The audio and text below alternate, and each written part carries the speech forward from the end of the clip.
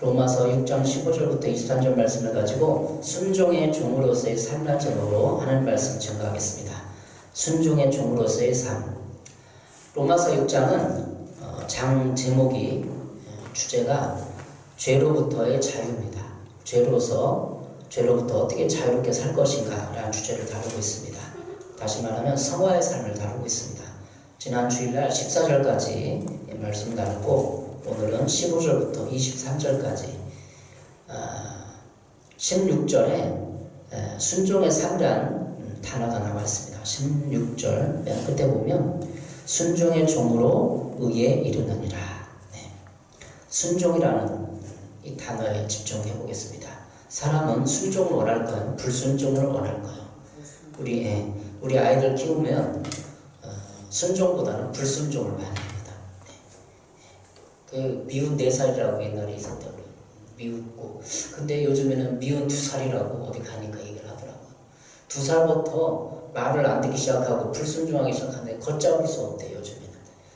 근데 우리 아이도 차츰차츰 좋아졌어요. 지금 이제 8살인데 많이 좋아졌는데 아직도 불순종하고 있어요. 어쨌든 우리가 아이를 키우고 성장하는 과정 속에서 순종보다는 불순종이 많은 것 같습니다.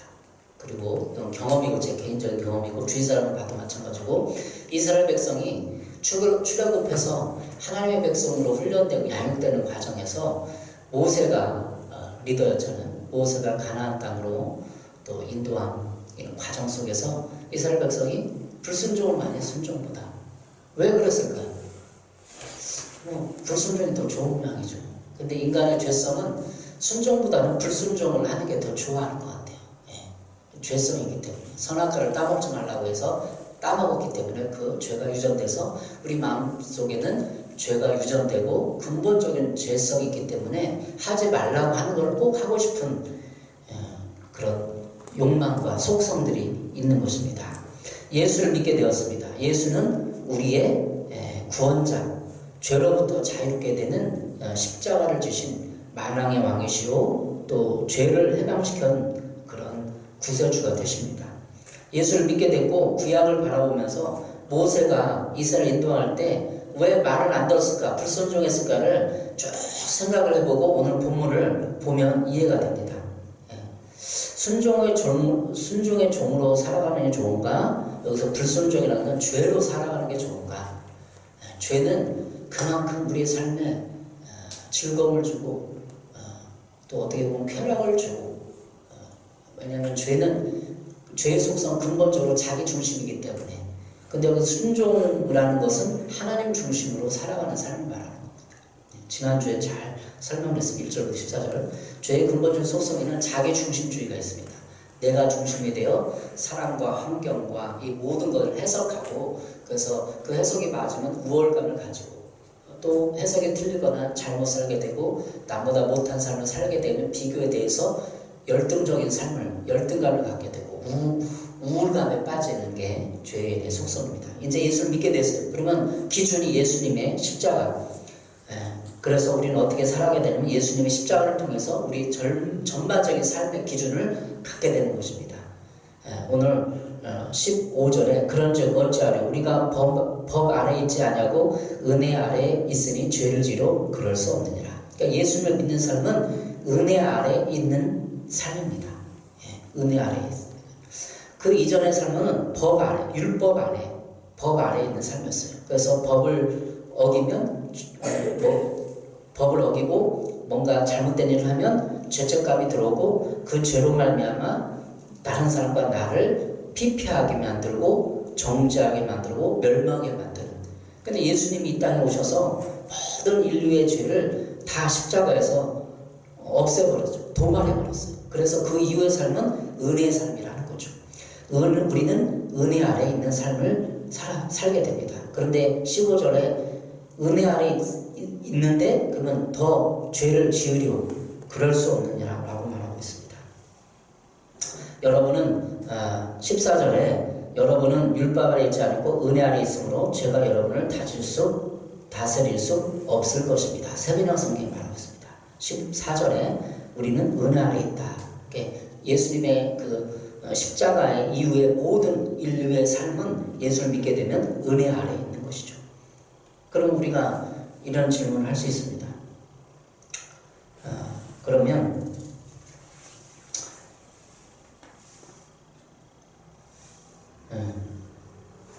그러면 우리가 은혜 아래에 있으니까 이렇게 말할 수 있죠. 우리는 다 그러면 은혜 아래에 있으니까 죄를 져도 되느냐? 죄를 지면 될 거 아니냐? 죄를 지고 나중에 다 용서받은 은혜의 삶인데 다 용서해 줄 건데 죄를 더 져도 될 거 아니냐? 이렇게 생각을 하게 돼요. 전도하다 예수 안 믿는 사람들 몇 번 대화를 해봤는데, 그렇다면 죽기 전에 내가 예수를 믿고 제사함 받고 가겠다, 천국에 가겠다, 그렇게 말하는 사람도 있었어요. 제 가까운 사람 중에. 뭐하러 이렇게 고생을 해요? 그냥 예수님이 뭐 지금까지 그렇게 헌금하고 교회 다니고 얼마나 힘들게 살아요. 그냥 죽기 전에 내가 예수 믿겠습니다 하고 그냥 고백을 하고 죄가 싹 없어지니까 천국 가면 되지, 그렇게 말하는 사람도 있어요. 똑같은 논리로, 그러면 왜 이렇게 은혜 아래에 있는데 우리가 죄를 지으면 예수님이 다 은혜를 베풀어서 용서해 줄 건데 괜찮지 않느냐, 이렇게 말하는 사람도 있다는 거죠. 그 어떤 질문이겠습니까? 맞죠? 거기에서 우리가 그 질문에 대한 대답이 15절, 16절. 그럴 수 없느니라. 15절 펜다죠. 그럴 수 없다는 거. 왜 그럴까? 16절. 너희 자신을 종으로 내주어 누구에게든지 순종하든지 그 순종을 받는 자의 종이 되는 줄을 너희가 알지 못하느냐. 죄의 종으로 사망에 이르고, 너희 자신을 종으로 내주어 누구에게든지 누구에 순종하든지 그 순종을 받는 자의 종이 된다는 거예요. 그러니까 죄를 지으면 그냥 거기서 끝나는 것이 아니라 죽을 때 그냥 예수님 믿겠습니다, 내 죄를 사해 주십시오 고백하고 천국 가는 게 아니라 종이 된다는 거예요. 죄의 종이 된다는 거예요. 죄의 종이 되면 어떻게 되는 거죠? 종은 꾸벅 절을 하고 맨날 거기에 매여서 못 벗어나고 거기 살아가야 돼요. 그러니까 죄는 뭐냐면 결국은 예수님이 이 땅의 모든 죄의 속성에는 죄책감을 가져요. 죄책감의 결과 모든 이 내면에 부합된 불쾌한 부정적인 감정, 생각들이 가져오는 거예요. 그럼 우리가 죄를 지고 막 쾌락을 즐기고 막 엄청 쓰고 타락을 즐기고 뭐 해서 나중에 예수 믿고 기전에 예수 믿겠습니다, 딱 천국 가면 되겠다, 그런 논리는 어떻게 생각할까요? 맞잖아요. 왜 그럴까요? 죄를 지면 죄의 종이기 때문에 죄의 종에 매여서 죄가 가져다주는 그 영향력, 죄의 세력을 지배를 받게 되는 거예요. 종이니까. 그럼 죄책감으로 모든 들어오는 것이 뭘까죠? 우리의 생각과 감정과 의지가 마비돼요. 지난주에도 14절까지 얘기했죠. 죄에 대해서 해부를 했어요. 생각과 감정과 의지가 마비되어서 이 땅에서도 그냥 건강한 삶을 살지 못하고 예수를 믿어도 예수님의 그 은혜에 흡족한 삶을 살지 못하게 돼요. 그래서 우리가 주의할 것은 이런 논리. 예수님 믿어도 교회 와서 늘 졌습니다, 잘못했으면 회개하면 다 사해준댔더라, 그 논리만 가지고 살면 큰 코 다쳐요. 그러면 16절에 죄의 종으로 사망에 이르고 사망을 가져오는 거예요. 사망. 이 사망이라는 것은 영적 죽음을 말하는 거예요. 죄를 짓잖아요. 우리가 예수 안 믿는 사람 말할 것 같아요. 예수님 믿는 사람으로 죄를 짓잖아요. 사망은 뭐냐면 내가 하나님과의 영적 교제가, 영적 느낌이, 영적 감각이 완전히 사라져요. 죄를 계속 반복적으로 지으면 그런 생각을 가지고, 여기서 영적 사망이라는 것을 깊이 한번 생각해 봅시다. 물론 여기서 궁극적으로는 구원받지 못하고 지옥 간다는 걸 말해요. 그러나 그 이면에 예수 믿는 동안에도 영적 사망이 오는데 하나님과 교제가 단절돼요. 예수 믿는 사람들 성령이 내 안에서 내주하셔서 내 마음속에 좌정하시고 나를 다스리고 인도하셔요. 근데 다스리고 인도하는 것을 흐릿하게 받게 되고 영적 교감이 없어지고 감각이 없어지고 느낌이 없어져요. 죄를 지면. 여기서 말하는 이 죄의 개념은 죄의 큰 범위를 말하는 거. 지난주에 말했듯이 하마라티아라는 것처럼 하나님의 의도에서 벗어난 모든 삶과 의도, 그걸 말해요. 윤리적인 도덕적인 것을 포함해서 윤리적인 도덕적인 것을 뛰어넘어서 그 큰 주제의 죄, 하마르티아, 하나님의 목적과 의도에서 벗어나는 생각, 말, 행동, 모든 인생관을 말하는 거예요. 그럼 벗어났다. 그러면 하나님의 임재를 우리가 느끼면서 살잖아요. 그 임재에서 벗어나게 되고 하나님 음성이 안 들리게 되고 그냥 혼자 신앙생활을 하게 되는 거예요. 하나님과 무관한 삶을 살게 된다는 거예요.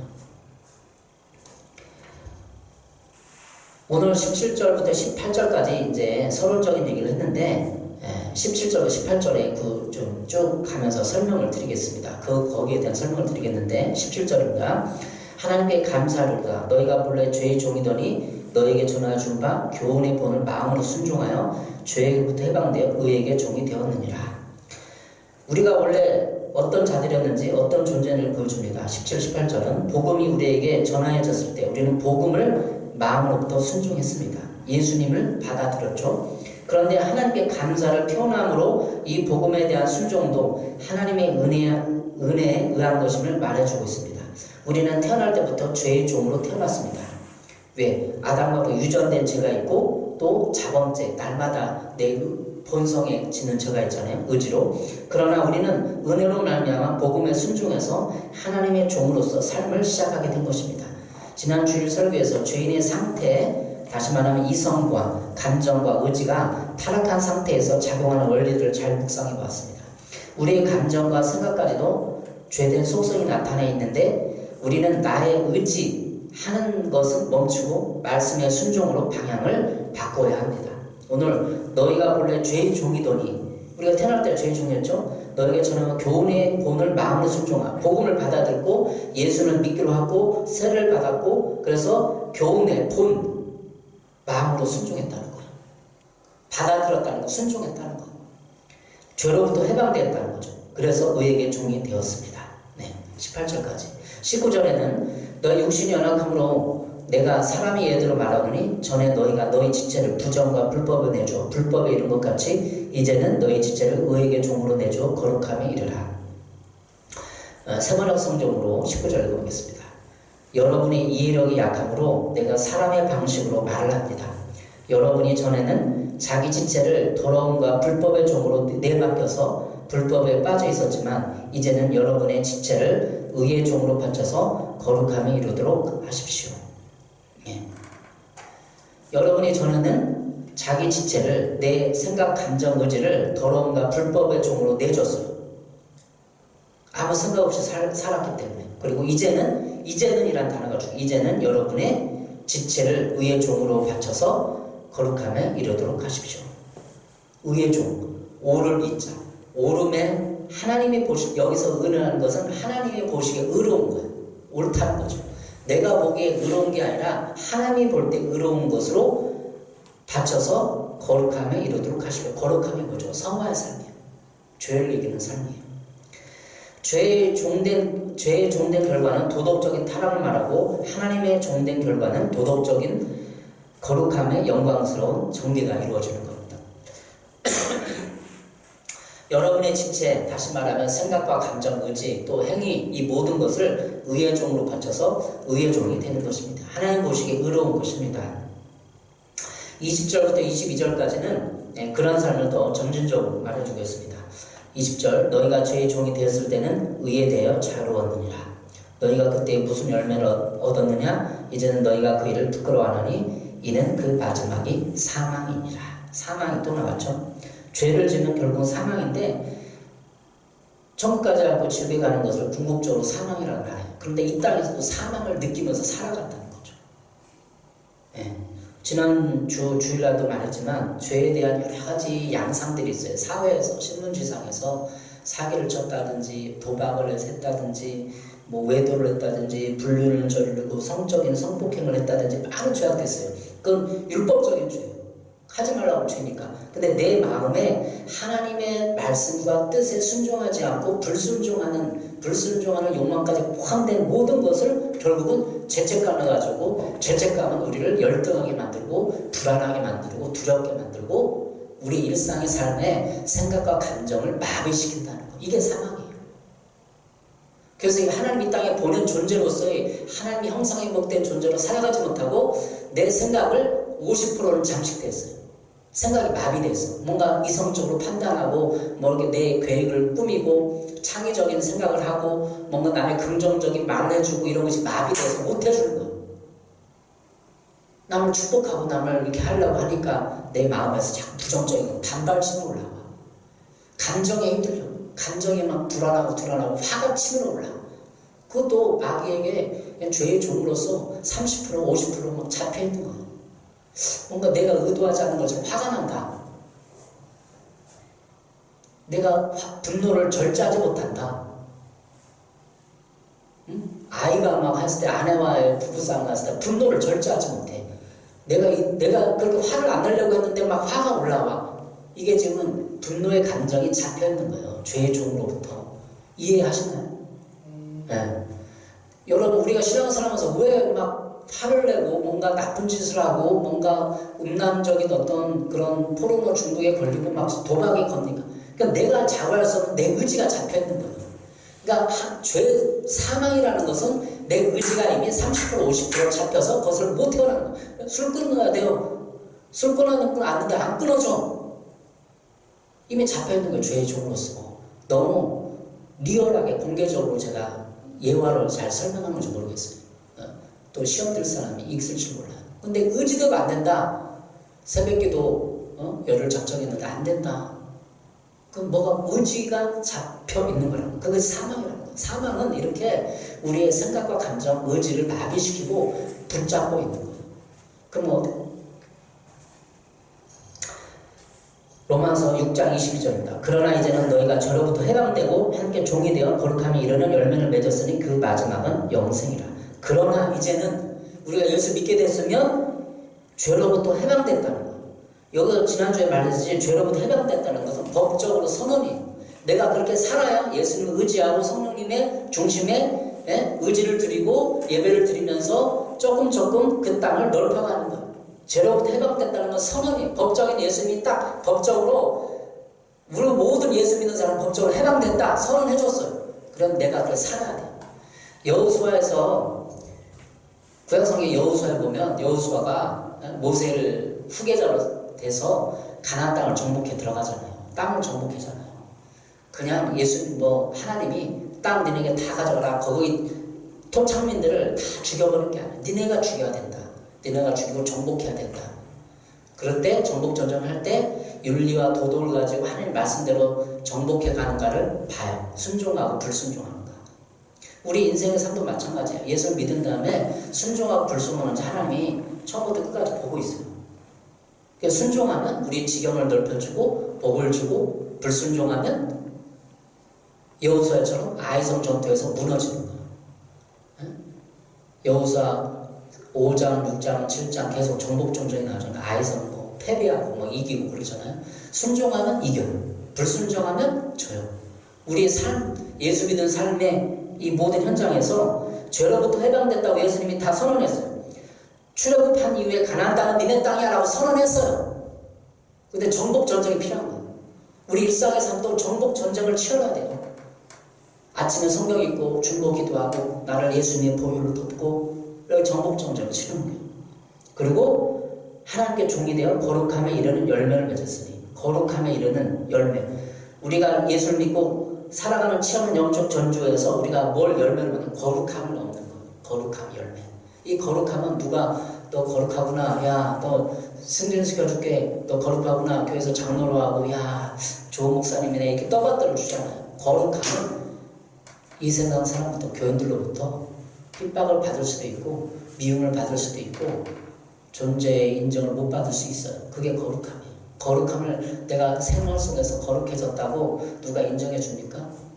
안 인정해 줘요. 열매를 얻어서 그 마지막은 영생이라.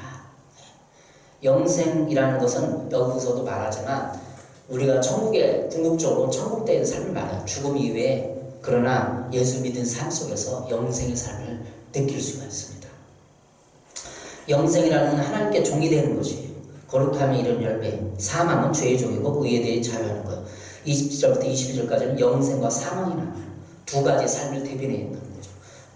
죽음 이후의 삶, 영생과 사망. 그리고 예수 믿은 이후의 삶. 이것이 내가 영생을 가고 있는가 사망을 가고 있는가. 여러분도 날마다 너무 막 불편하고 신경들고 짜증나고 원망스럽고 사망의 길을 가고 있는 거예요. 이거 무서운 얘기입니다. 여러분 삶이 지금 사망적인 삶의 요소가 더 많다 하면 구원 못 받을 가능성이 있어요. 예수 믿어도 날마다 일상생활에서 내가 이렇게 막 지치고 힘들고 짜증나고 불편하고 막 부부싸움 막 힘들고 막 원망스럽고 사기쳐먹는데 구원 받을 가능성이 있을까요? 예수를 믿대. 우리는 다 예수님을 의롭게 됐다고 선언해놨을 뿐 우리의 삶 속에서 치열한 영적 전쟁을 치르고 내 자신을 이기고 죄를 이겨야 합니다. 그러면 하나님이 영생의 삶으로 인도해 주셔요. 23절은 결론입니다. 15절부터 23절은 결론적인 삶인데 죄의 삭은 사망이요 하나님의 은사는 그리스도 예수 우리 주 안에는 영생이라. 죄의 삭은 죄의 결과는 사망이요 하나님의 은사는 하나님의 선물은 그리스도 우리 주 안에 있는 영생이라. 영생은 순종의 삶을 훈련하고 순종의 삶을 살아갈 때 이루어지는 하나님의 기쁨 충만한 그런 열매들입니다. 죄의 삭은 죽음입니다. 하나님의 선물은 우리 주 예수 우리 안에 누리는 영원한 생명입니다. 죄의 결과 죽음이라는 거죠. 여러분의 삶 속에 지금 50대 50으로 있어요. 예? 죄의 결과가 많이 있으니까 하나님의 선물인 즐거움과 평안과 기쁨이 많이 있으니까 사탄은 우리 마음속에 왜 계속해서 죄를 짓지 않느냐? 너는 은혜 아래 있으니 마음껏 죄를 지어라. 하나님이 너를 다시 용서해 주실 것이다. 제가 서론에서 얘기한 것처럼 그렇게 말을 해요. 그렇게 우리를 속삭입니다. 네가 은혜 안에 있으니까 마음껏 죄를 지어라. 하나님은 언젠가 너를 용서해 주실 거야. 이게 맞는 얘기입니까? 이런 사탄의 교활한 질문이 있을 때마다 우리는 그럴 수 없느니라. 로마서 6장 15절 맨 마지막에 그럴 수 없느니라. 이렇게 대답을 해야 되는 거죠. 그것은 우리가 그리스도와 연합한 자이며 1절부터 14절에 얘기했죠. 지난 주일날 연합한 자이며 연합이라는 것은 나무 한 가지에 쳐가지고 전복식하고 성질이 변한 그런 걸 말한다고 지난 주일날 말씀드렸습니다. 우리는 그리스도와 연합된 자, 접목된 자이며 하나님의 종이기 때문에 오늘 15절부터 23절까지는 하나님의 종이라는 거예요. 죄의 종이 아니라 하나님의 종이라는 거죠. 순종함, 예수님을 믿겠다고 했으면 그게 순종이고 그 순종함으로 말미암아 우리는 순종의 종으로 하나님의 종이 된 거예요. 하나님의 종. 근데 하나님의 종이 됐는데 하나님이 섬기다가 배신하고 하나님 모른다고 불량하게 믿으면 어떻게 될까요? 하나님이 기뻐하지 않죠. 하나님 화가 나죠. 그래서 하나님 때로는 징계하기도 하고 하나님 자녀를 만들기 위해서 일상생활에서 하나님 개입하기도 하고 영적 전쟁에서 마귀의 권세를 허용하기도 하고 욥기 있잖아. 욥기가 하나님 허용하잖아. 예? 그런 것처럼 우리는 하나님의 종이기 때문에 우리는 외적으로 세를 받음으로써 그리스도와 연합되었고 내적으로 믿음으로 하나님이 종이 되었기 때문입니다. 세를 강조하든 믿음을 강조하든 그 핵심은 같습니다. 로마서 1장부터 14절까지 세례에 대해서 나왔잖아요. 그리고 믿음에 대해서 나왔잖아요. 우리가 죄된 생각을 하고 죄된 감정을 내 안에 방치해 보십시오. 여러분 죄를 지어서 그냥 감정에 부부싸움을 하든 뭐라도 어떤 우리 그리스도인에서 큰 도둑질하고 살인 그런 죄가 아니더라도 작은 죄를 방치해 보십시오. 마음에, 감정에. 우리 양심에 세례와 믿음에 작용하는 원리가 우리를 더 불안케 하고 뭔가 부담감을 더 줍니다. 우리는 하나님과의 내적 느낌과 영적 감각이 사라지고 영혼은 더 파리해지고 영혼은 더욱 갈증을 느끼게 됩니다. 그러니까 우리 일상상에서 작은 죄들을 많이 허용해요. 이런저런 허용해요. 그럼 어떻게 되겠까? 갈증을 느끼고 허전해지고 뭔가 짜증이 올라오고 영생의 삶에 반대되는 부정적인 감정, 생각들이 막 활개쳐요. 우리의 내면 안에서. 그것이 사망이에요. 예수를 믿되 왜 그렇게 삽니까? 여러분, 저도 마찬가지고. 한번 예수 믿은 거 좀 평안하고 기쁘고 즐겁고 가면 축복해주고 그 환경이 있잖아요. 이런 삶의 환경이 있다고요? 아니에요. 돈이 있다고? 그렇지 않아요. 돈 우리 신민증 끝없이 보잖아요. 돈 많은 사람들이 힘들어하고 자살하고 많은 거잖아요. 그러면 돈이 궁극적으로 아니라 우리 이성적으로 판단하잖아요. 왜 그런 삶을 살지 못할까요? 작은 죄들을 허용하기 때문에. 작은 죄들이 지으면 어떻게 할까요? 성령이 내 안에 모시고 있기 때문에 성령의 인도를 경험한 사람의 특징은 더 우리 영혼이 파리해지고 부담감을 느끼고 허전해지고 갈증을 느낀다는 거예요. 죄를 선택할수록 우리는 하나님과 교통이 더욱 느려져요. 공허해지고 평안이 사라지고 우리가 더욱 내적 죄된 상태에서 헤어나지 못하게 됩니다. 우리가 기도를 하면 한 30분 찬양하고 막 이렇게 막 주님을 갈구하고 하면은 평안이 막 밀려오잖아요. 네? 그런 거 느끼시나요? 평안이 밀려와요. 감사함이 밀려와요. 그리고 하나님이 나를 꼭 안아준다는 느낌, 그리고 하나님이 함께한다는 그 느낌, 의식, 이런 게 그리스도에 다 있어요.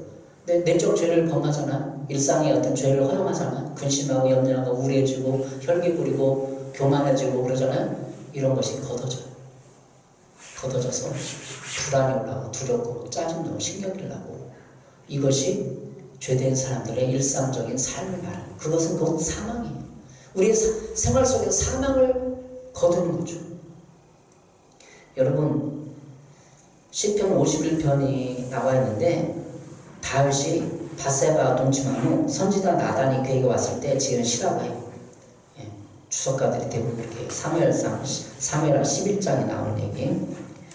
시편 51편을 거기서 시편 50편 9절부터 12절부터 주의 얼굴을 내 죄에서 돌이키시고 내 모든 죄악을 지워주소서. 하나님이여 내 속에 정한 마음을 창조하시고 내 안에 정직한 영을 새롭게 하소서. 나를 주 앞에서 쫓아내지 마시며 주의 성령을 내게서 거두지 마소서. 주의 구원의 즐거움을 내게 회복시켜 주시고 자원하는 심령을 주사 나를 붙드소서. 주의 얼굴을 내 죄에서 돌이키시고. 다윗이 밧세바와 동침하기 전에는 하나님이 어떻게 했어요? 하나님의 주의 얼굴, 하나님의 얼굴을 다윗과 맞대었어요. 여기서 주의 얼굴이라는 것은 하나님의 얼굴이죠. 느낌. 실제로 하나님의 얼굴을 다윗에 딱 비춰주면 다윗은 죽죠. 근데 얼굴, 여기서 시적인 표현이지만 얼굴이라는 것은 하나님이 함께했다는 느낌. 하나님이 지금 내 실존에 내 삶 가운데 날 함께하고 있다는 그 느낌과 마음의 평안함, 하나님과 교제, 교통, 이런 걸 말하는 거예요. 근데 얼굴이 어느 날 하나님 얼굴이 싹 감춰졌어요. 그럼 다윗은 뭘 느끼죠? 괴로움을 느껴요. 예수 믿는 사람들은 하나님의 얼굴을 느껴야 됩니다. 이게 정상적인 삶이에요. 기도할 때마다, 살아갈 때마다, 마음 흠날 때마다 주변에 나왔을 때 편히 밀려오고 위로를 받고, 이게 하나님의 얼굴이에요. 얼굴을 내 죄에서 돌이키시고 내 모든 죄악을 지워주소서. 다시 밧세바를 범한 이 죄 이후 이렇게 간구하는 거 아니에요. 하나님여 내 속에 정한 마음을 창조하시고 깨끗한 마음을 창조해달라는 거죠. 내 안에 정직한 영을 새롭게 하소서. 나를 주 앞에서 쫓아내지 마시며 주의 성령을 내게서 거두지 마소서. 주의 성령을 거뒀다는 거예요. 예수 믿는 사람에게 주의 성령을 거두는 만큼 얼마나 무서운 건지 몰라요. 예수 믿는 신약시대의 신자들에게는 성령이 우리 마음 안에 내주기 때문에 거두진 않아요. 근데 성령은 인격적인 분이기 때문에 내가 다른 사람이 갑질을 하든 죄를 범하든 다른 사람 이용하든 죄를 자그마한 벌을 지어갔을 때 성령과 교통이 단절해요. 이건 죽음이에요. 예수 믿는 사람들의 그게 죽음이에요. 하나님 믿는 느낌이 없어졌는데, 이 세상은 똑같은데, 공허하고 외롭고 슬픈데 그건 죽음이라고요. 다윗은 시편 50편 그걸 말하고 있는 거예요. 이건 죽음이다. 주의 성령을 제발 나에게 거두지 마세요. 간구하고 고통하고 있는 거예요. 죄는 이렇게 무서운 겁니다. 우리 일상의 죄도 무서운 거예요. 우리는 끊임없이 죄를 져. 저도 마찬가지고 일상에서 이런저런 죄를 졌대 그런 주님을 믿는 기쁨을, 느낌을 안 받아본 사람 몰라. 이게 무슨 내용인지 몰라. 제가 말씀드리고자 하는 것은 하나님을 그 아는, 예배하는, 하나님과 교통하는 성령님에 대한 인지하고 있다는 그 느낌을 잃어버린 그 순간 나는 죽어. 고통스러워. 세상 사람과 다른 게 아무것도 없어. 아무것도. 그걸로 살아가는 존재 우리는 세상의 이루와 재산과 명예와 뭐 이런 걸로 살아가는 삶은 죽음이에요. 한번 느껴본 사람은 알아요. 성령의 그 인재와 위로와 평안을 맛본 사람은 알아요. 그거 없으면 우리는 죽음이에요. 결코 이 세상은 사람과 다를 바가 없어요. 그걸 느껴야 돼요. 여러분 그것이 하나님을 만난다는 거예요. 수많은 설교자, 수많은 리그들이 어디 수련회 가보면 하나님 만나라, 제발 하나님 만나라 그러잖아요. 하나님 만나는 그런 느낌이 와요. 희락의 기쁨이 오고 즐거움의 기쁨이 오고 다윗에게 주의 성령을 내게서 거두지 마소서 그 말은 그것을 걷어갔다는 거예요. 하나님이 다시 다윗의 번장을 하면 주의 구원의 즐거움을 내게 회복시키고 구원의 즐거움이 여러분 있나요? 그게 구원의 즐거움. 예수 믿는 이 특권과 그 즐거움은 바로 그런 구원의 기쁨이라는 바로 그런 것입니다. 영적 감각 누구나 말하고 있습니다. 11절에 오늘 시편 51편 11절에 그걸 말하고 주 앞에서 쫓겨난 느낌. 나를 주 앞에서 쫓아내지 마시면 쫓겨난 느낌이에요. 그것은 다시 진짜 다윗이 얼마나 예민하고 하나님을 사랑하고 문학적인 표현을 통해서 우리 11절에 9절부터 11절로 기록했는데 쫓겨난 느낌, 쫓아낸 느낌, 쫓겨났어. 쫓아내지 마시고 버림받은 느낌, 하나님한테 주의 성령, 주의 거룩한 영을 나에게서 거두지어 가지 말아 주십시오. 거룩한 영은 성령의 작업입니다. 우린 신약시대는 성령이 내 안에 내주하기 때문에 하나님은 어떤 죄를 범해도 떠나지 않으십니다. 그러나 하나님과의 단절, 성령의 임재, 성령과 교통이 느낌이 사라져버린 시체 같은 삶을 사는 것이 사망입니다. 그래서 우리는 외쳐야 합니다. 그래, 나는 내가 누구인지 분명히 알고 있다. 나는 그리스도 안에서 새롭게 된 사람이다. 그렇기 때문에 나는 하나님의 은혜에 합당한 삶을 살아야 한다. 이렇게 아침마다 외쳐야 합니다. 이렇게 리얼하게 또 많은 어떤 직설적인 화법을 통해서 설교하는 설교자 있을지 모르겠어요. 그러나 제가 느껴보고 깨달아보고 경험해본 바로는 하나님이 영의 감동이 없는 것이 진짜 사망입니다. 죄를 선택하시겠습니까? 여러분 하나님의 순종을 선택하시겠습니다. 날마다 말씀 앞에 나와서 오늘 주님이 뭘 원하십니까? 말씀을 꼭 깨닫게 해주십시오. 찬양하면서 주님에 나아가시기 바랍니다. 우리 가정에서 순종하십시오. 가정에서 가정의 법을 따르고 직장에서 직장의 법을 따르고 인간관계에서 인간관계 윤리의 법을 따르시고 양심의 법에 따르십시오. 주님 여러분과 늘 함께 하실 것입니다. 죄를 선택하지 마십시오. 하나님의 순종의 삶으로 여러분을 인도하시기를 바랍니다. 기도하겠습니다. 사랑해 주님, 죄가 얼마나 무서운지 다시 한번 깨닫습니다. 우리를 다윗을 통해서 주의 성령을 거두지 마소서, 성령의 느낌과 감동을 거두지 마소서, 제발 나를 불쌍히 여겨주시옵소서, 탄식하는 다윗처럼 우리를 받아주시옵소서. 나사렛 예수 그리스도 어둠의 권세는 떠나갈지어다. 죄의 종으로 있던 그 부정적이고 불합리하고 불쾌하고 열등감의 영은 떠나갈지어다. 나는 존귀한 하나님의 자녀이다. 나는 순종의 자녀로 이 땅에 왔다. 하나님 나를 보호하소서. 예수님의 이름으로 기도했습니다. 아멘.